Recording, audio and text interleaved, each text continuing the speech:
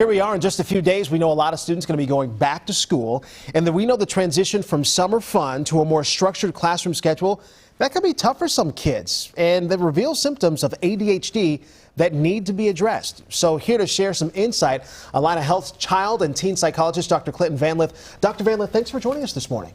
Thank you for having me. So let's go ahead and start with this. What are some of the symptoms that parents should look out for when it comes to ADHD? There are two main sides to ADHD, the inattentive side and the hyperactive impulsive side. Yeah. And some kids struggle with both, or they may struggle with just the inattentive side or the hyperactive impulsive side. As a parent, that can be tough because, you know, it's a child, right? And, you know, sometimes they don't use their listening ears sometimes.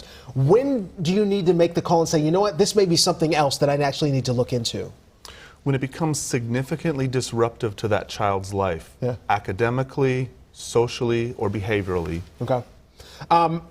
So parents recognize these symptoms, they go to their healthcare provider.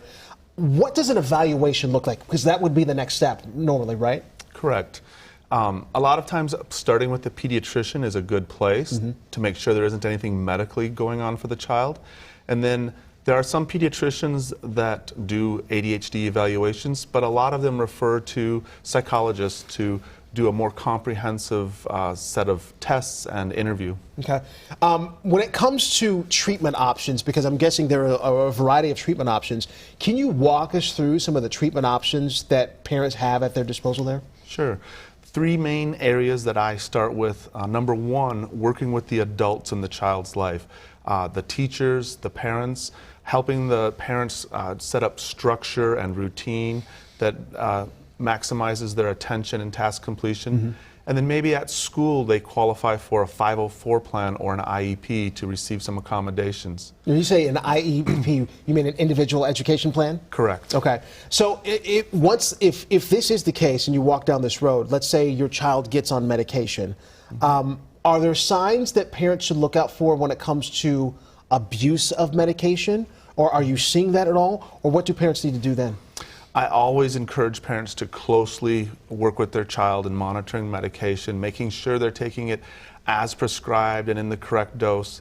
If there's abuse of medication, I will refer to my colleagues, drug and alcohol counselors. We want the medication to help a child focus more and to help control impulsivity and hyperactivity, but we don't want too much medication in them.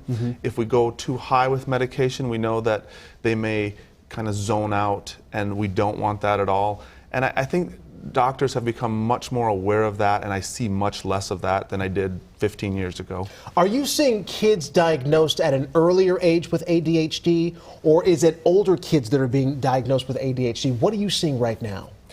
I work with kids ages 6 to 18. And I see all ages being referred to me. I prefer, and most of my evaluations, to have a child that has entered into the school system so that we can get observations from the school environment and the home environment. That way you can kind of link both together to see what's actually going on. Yes. Okay, well, really important conversation. Dr. Vanlith, thanks for joining us as, again, kids get ready to head back to school and kind of getting back to that normal cycle of things. We appreciate the conversation. Thank you.